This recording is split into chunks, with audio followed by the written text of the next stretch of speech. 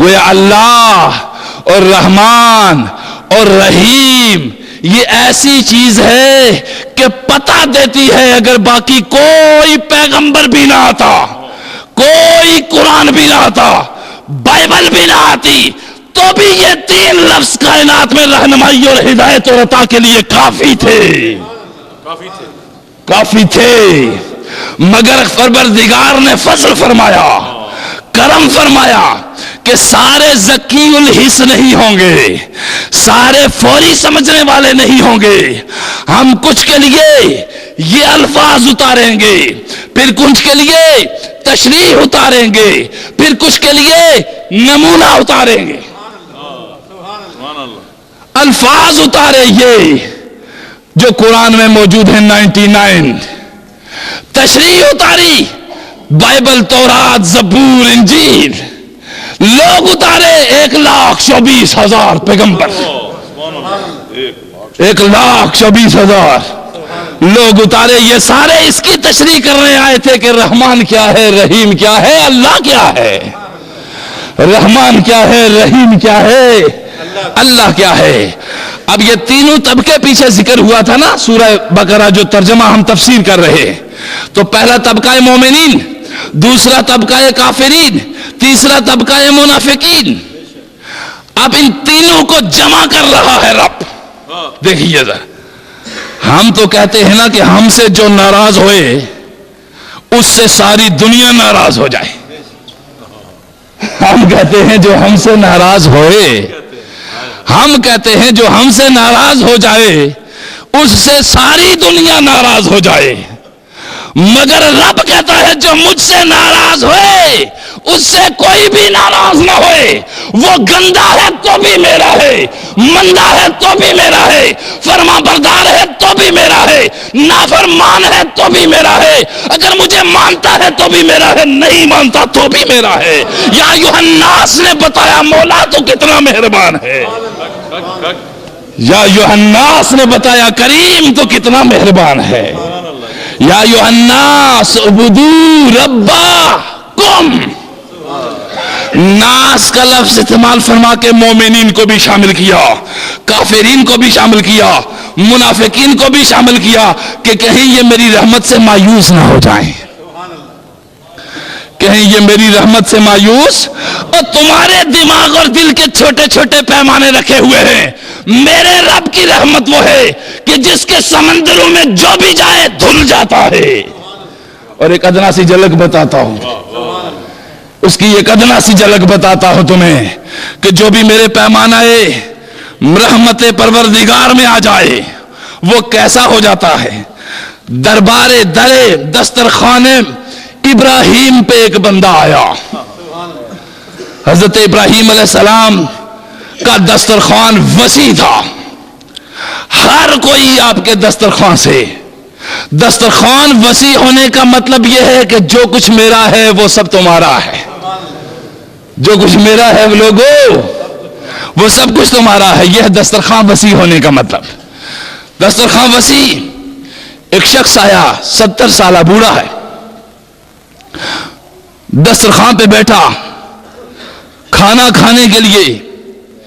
ابراہیم علیہ السلام نے پوچھا کون ہے آپ؟ انہوں نے کہا فلاں شخص ہوں۔ کہا اللہ کو، اس کی وحدانیت اور توحید کو مانتے ہیں آپ؟ عبادت کرتے ہیں رب کی؟ رب کو مانتے ہیں؟ اس نے سوچا اور کہنے لگا نہیں۔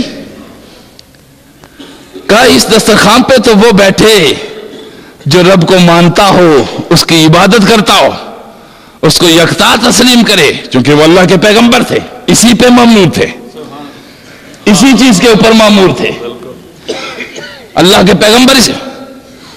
میں نے کہا کیا آپ کا ارادہ ہے اس کو ماننے کا؟ اس نے کہا نہیں، میں جاتا ہوں۔ اٹھا اور چلا گیا، باہر نکل گیا۔ تھوڑی دیر گزری کہ وہی پیغمبر جن کو رب خلیل کہہ رہا ہے، وہی پیغمبر جن کو رب خلیل کہہ رہا ہے، اور جن کی اولاد میں نور محمد کو پیدا کر رہا ہے اور جن پہ درود بھیج رہا ہے، تھوڑی دیر گزری وہی خلیل اللہ جن کے بارے میں پتا ہے کہ یہ اللہ کا خلیل ہے، تھوڑی دیر گزری وہی خلیل اس بندے کے پیچھے پیچھے جا رہا ہے، بندے کو تلاش کر رہا ہے کہ وہ بندہ کہاں گیا۔ سنو، میری رب کی رحمت پہ کسی کی اجارہ داری نہیں، میرے رب کے فضل پہ کسی کی اجارہ داری نہیں۔ دوستو، تم نے دیکھا ہی نہیں میرے رب کو، میرے رب کے کرم پہ کسی کی اجارہ داری نہیں۔ بس یہ شکستہ ہو تو عزیز تر ہے نگاہ آئینہ ساز میں، اگر آواز تمہارے دل سے نکلی ہے عرش حق کو اس طرح ہلاتی ہے جس طرح زلزلے سے زمین ہل جاتی ہے، چونکہ تیرا دل خود ایک عرش حق ہے۔ قلب المومن عرش اللہ، مومن کا دل خدا کا عرش۔ تو فرمایا پیچھے پیچھے جا رہے، جا کے آگے پہنچے، بندے کو رکاؤ، خدا کے بندے رک ذرا۔ کہا کیا ہوا؟ کہا تیری خاطر خدا نے مجھے ڈانٹ پلائی، کہا تیری خاطر خدا نے مجھے، اور رب ڈانٹنا چاہے خلیل کو بھی ڈانٹ دیتا ہے، اور سنو جب ڈانٹنا چاہے حبیب کو بھی ڈانٹ دیتا ہے۔ قرآن میں عبس وتولی ان جاءہ الاعمی، پڑھیے سورہ مبارکہ۔ آئے خائے، ڈانٹنا چاہے خلیل کو ڈانٹ دیا، ابراہیم کو ڈانٹ دیا کہ لوگوں تاکہ پتہ چل جائے کہ میرا دروازہ ایسا دروازہ ہے جو کبھی کسی پہ بند نہیں ہو سکتا، اس پہ کبھی کسی کی اجارہ داری نہیں ہو سکتی۔ رکو رکو، خلیل آواز دے رہے۔ کہا کیا بات ہوئی؟ کہا بات کیا ہے؟ آؤ کھانا کھاؤ، آؤ کھانا کھاؤ۔ پہلے وہ خود آیا تھا کھانا کھانے کے لیے تو اٹھا دیا گیا تھا، اب بلایا جا رہا ہے، اس کے پاؤں کی آہٹ کا خیال رکھا جا رہا ہے، قدم قدم کا خیال رکھا جا رہا ہے، پوری کنسنٹریشن، فل خیالات ابراہیم کے اب خدا کی طرف سے ہٹ کے بندے کی طرف ہوئے ہیں۔ آئے اس لیے کہ اب خدا کی ساری جھلک اس میں سے نظر آ رہی ہے۔ توجہ دیجئے ذرا۔ اور اب خیال یہ ہے کہ کہیں پھر ڈانٹ نہ پلا دے محبوب سے، کیا پانی پینا ہے، کھانا کھانا ہے، اور لینا ہے، طبیعت کیسی ہے، مزاج کیسا ہے؟ فرمائیے جناب، آئیے جناب، تشریف رکھیے جناب، اللہ کا خلیل کہہ رہا ہے۔ ہائے ہائے، کہا بات کیا ہوئی خلیل؟ یہ کیا بات ہے؟ یہاں تو کسی کی داڑھی اگر تھوڑی سی مونڈی ہوئی ہو کوئی داڑھی والا قریب نہیں لگنے دیتا، ہے نا ایسا کہ نہیں؟ وہ قریب نہیں لگنے دیتا۔ اور یہاں اگر کسی نے لباس میں کوئی تھوڑی سی پینٹ کوٹ پہنی ہوئی ہو تو قمیض شلوار والا قریب نہیں لگنے دیتا، اور اگر شلوار قمیض ہو تو جبہ و دستار والا قریب نہیں لگنے دیتا۔ اور یہ کیا بات ہے؟ اللہ کے نبی تو کیوں اس کے پیچھے پیچھے گھوم رہا ہے؟